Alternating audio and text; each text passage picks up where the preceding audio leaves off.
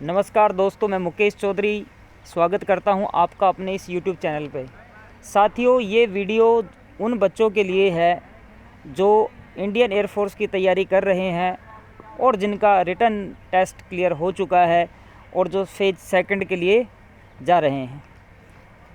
तो second phase जब air force का होता है उसमें PFT होता है, फिज़िकल फिटनेस टेस्ट होता है, SRT होता है और GD होता है। तो आज मेरे साथ जो है अभिषेक है, जो एयरफोर्स का जो ये सेकंड फेज़ है इसको पास कर चुका है।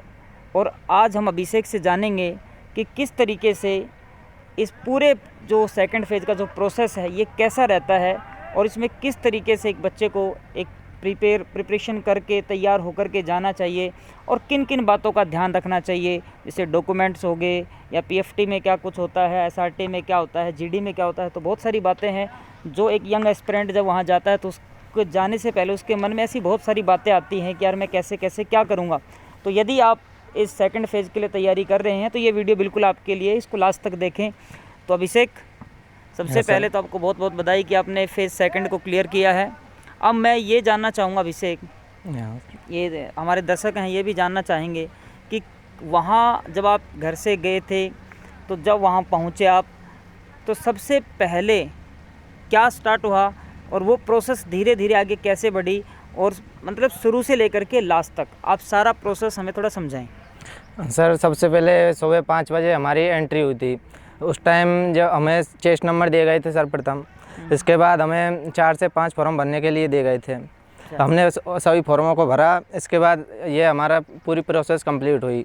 फिर हमें 30 मिनट बाद दौड़ के लिए आमंत्रित किया गया। तो सबसे पहले आप वहाँ गए, 5 बजे आपकी एंट्री हो गई, आपसे फॉर्म भरवाए गए, वो सारे फॉर्म्स आपने भर दिए और उसके बाद नेक्स्ट क्या हुआ आपका? नेक्स्ट दौड़ के लिए, फिजिकल के लिए हमें फिजिकल के लिए बुलाया गया, दौड़ के लिए बुलाया गया, ठीक है। इसके बाद हमारी दौड़ स्टार्ट की गई। लगभग 6 बजे दौड़ स्टार्ट हो गई। फिर हमने दौड़ दे ली। इसके बाद पुशअप, सेटअप एंड स्क्वाट से तीनों प्रोसेस पूरी हुई। अच्छा, ये तीनों प्रोसेस यानी कि फिजिकल फिटनेस जो टेस्ट था आपका वो कंप्लीट हो गया। थोड़ा इधर देखते रहें ताकि लोग आपको अच्छे से देख पाएँ और समझ पाएँ पूरा, ठीक है। चलिए उसके बाद बताइए क्या हुआ।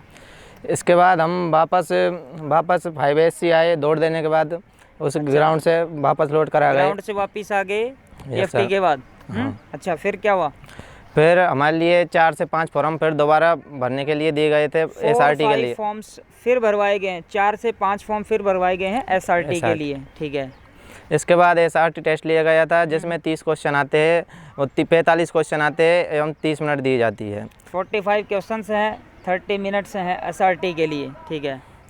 इसके बाद हमारी SRT कंप्लीट हुई। इसके 1 घंटे बाद इसका रिजल्ट भी आया। अच्छा। और बाद में SRT में देखा गया कि लगभग ऑल स्टूडेंट्स में से 20 स्टूडेंट को फेल किया गया और ऑल द मतलब आप ये कहना चाहते हो कि ज़्यादातर जो बच्चे हैं वो पास हो गए थे। कितने ऑलमोस्ट कितने बच्चे थे उसमें? ऑलमोस्ट 500 बच्चे थे। 500 आउट ऑफ 500 सिर्फ 20 बच्चे ऐसे रहे जो उस एग्ज़ाम को क्रैक नहीं कर पाए। और मैं साथियों थोड़ा बता दूं आपको कि SRT जो है इसमें 30 मिनट्स दिए जाते हैं, 45 क्वेश्चंस होते हैं और 40 जो क्वेश्चंस होते हैं वो सिचुएशन और रिएक्शन टेस्ट के होते हैं और 5 क्वेश्चंस जो होते हैं वो रीजनिंग के होते हैं। तो चलिए, ये प्रोसेस हो गई आपकी पूरी। PFT भी हो गया, SRT भी हो गया। अब थोड़ा सबसे बड़ी जो बात रहती है इस फेज में जाकर के बच्चों के माइंड में जो क्यूरियोसिटी जिस बात को रहती है वो ग्रुप डिस्कशन को है। आप भी मेरी बात से एग्री करेंगे, तो बताइए अभिषेक क्या रहा? हाँ सर, मैं बताना चाहता हूँ कि हमें इसके बाद ग्रुप डिस्कशन के लिए बुलाया गया। इससे पहले हमें कुछ हमारे डॉक्यूमेंट चेक किए गए, उनका वेरिफिकेशन हुआ, जैसे Aadhaar card and marksheet and phase 2 का एडमिट कार्ड एंड फेज़ 1 का एडमिट कार्ड। अच्छा, इसके बाद मीन्स आधार कार्ड, मार्कशीट, फेज़ 1 और फेज़ 2 के एडमिट कार्ड्स, ये सारे जो डॉक्यूमेंट्स आपको कैरी करने हैं वहाँ पे, ठीक है। Yes sir. इसके बाद अलावा और कोई डॉक्यूमेंट्स तो नहीं है? नहीं, इनके अलावा नहीं। ठीक है, चलिए और बताइए आगे। और सर, इसके बाद हमें GD के लिए बुलाया गया। लगभग 15 बच्चों का बैच बनाया गया GD के लिए। हाँ, थोड़ा GD को थोड़ा ध्यान से बताएं क्योंकि GD ही एक सबसे बड़ा टेंशन रहती है बच्चों को। तो GD के जो प्रोसेस थी सारी कैसे रही, थोड़ा बताएं बच्चों को। जब हमने GD हॉल में प्रवेश किया, उसमें 3 से 4 ऑफिसर्स थे। अच्छा। और सबसे पहले हमने उनके लिए जय हिंद बोला। इसके बाद विश किया उनको जा करके। अच्छा, आपके ग्रुप में कितने बच्चे थे? लगभग 15 बच्चे थे। 15 बच्चे थे, ठीक है। इसके बाद हमने जीडी स्टार्ट किया। उन्होंने पहले सर्वप्रथम इंट्रोडक्शन के लिए एंड टॉपिक इंट्रोडक्शन के बारे में बताया हमें अच्छा, बोलने नहीं, के ये लिए। थोड़ा सा हमें थोड़ा समझाएं कि जैसे आप वहाँ गए तो सबसे पहले उन्होंने सीधा जीडी शुरू किया या कोई जैसे आपको कोई कंटेंट उन्होंने रीड किया था या ऐसा कुछ हुआ था? हाँ यस सर, पहले हमें एक पत्र दिया था, उसमें वो पत्र उन्होंने एक पेपर था, पेज एक पेज पेपर था दिया आपको, ठीक है। और उन्होंने उसके बारे में बोला। फिर हमने उस टॉपिक को बड़ी ध्यान से समझा और फिर उस टॉपिक के बारे में नॉलेज किया। इसके बाद हमें एक तो रफ एक एंड फेयर दोनों ड्राफ्ट दिए गए।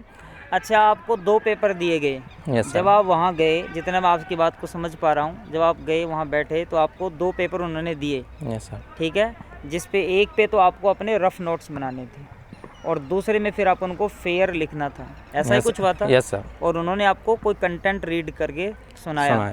आप लोगों ने उस कंटेंट को सुना, तो बच्चों ने उस कंटेंट को सुना और उसको सुन कर के अपना पहले इन्होंने क्या किया, रफली अपने जो नोट्स बनाए, कुछ लिखा इन्होंने और उसके बाद इन्होंने उसको फेयर में लिखा। उसको फेयर में लिखने के बाद वो आपके पास ही रहा या नहीं सर, कर दिया आपने? उनको डेट पुट कर दिया, ठीक है, जमा उनको कर आपने दिया। सबमिट करवा दिया। ठीक है, उसके बाद फिर आपकी जो फिर कैसे क्या शुरू हुआ वो बताइए थोड़ा सा। इसके बाद इंट्रोडक्शन हुआ सभी का, लगभग 1-1 मिनट दी गई थी इंट्रोडक्शन के लिए एंड टॉपिक इंट्रोडक्शन दोनों के देखिए लिए। दोस्तों, सबसे पहली बात ये समझेंगे कि अभी एक प्रोसेस तो ये हो गई कि जब आप वहाँ जाएंगे आपको सबसे पहले वो 2 पेपर देंगे और 2 पेपर का मतलब ये है कि वो जिस टॉपिक को रीड आउट करेंगे, पढ़ कर के सुनाएंगे आपको, उसको आपको लिखना है।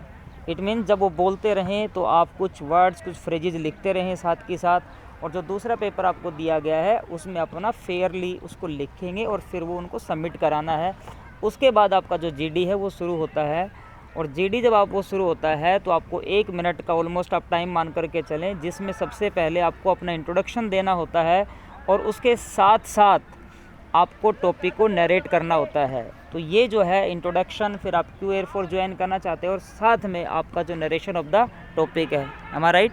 यस सर, यही हुआ था। यही हुआ। और ये सब जो सारा हो गया, 1-1 मिनट का सेशन सभी का हो गया, यानी कि एक बच्चे को 1-1 मिनट दे दी गई।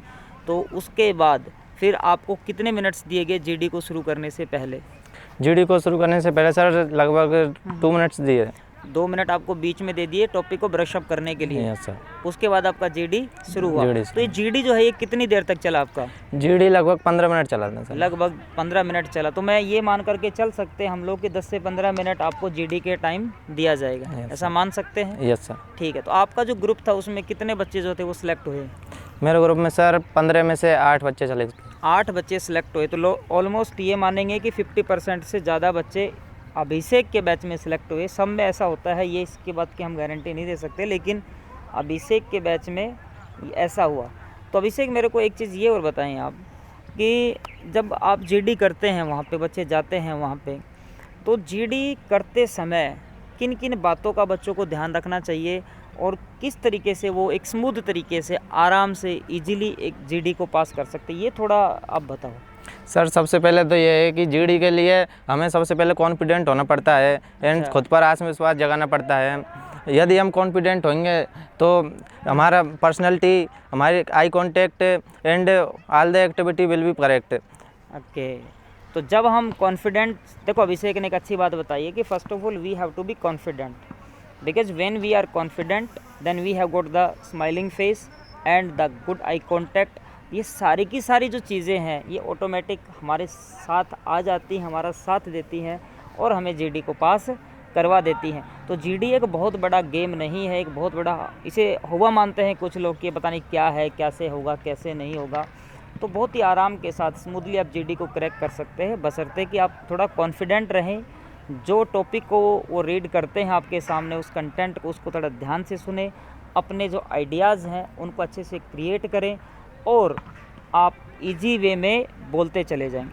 अच्छा अभिषेक, वहाँ पर जैसे जीडी में ये कुछ बातें आपने बताई कि भाई इन चीज़ों का ध्यान रखना है, उसके अलावा कोई अगर और कोई बात आप बताना चाहें, भाई किन किन बातों का ध्यान रखना? सर मैं जीडी के लिए बताना चाहता हूँ कि एक तो जीडी के लिए हमें जो बात सभी स्टूडेंट बोलते हैं उस पर भी बहुत बड़ा ध्यान देना पड़ता है।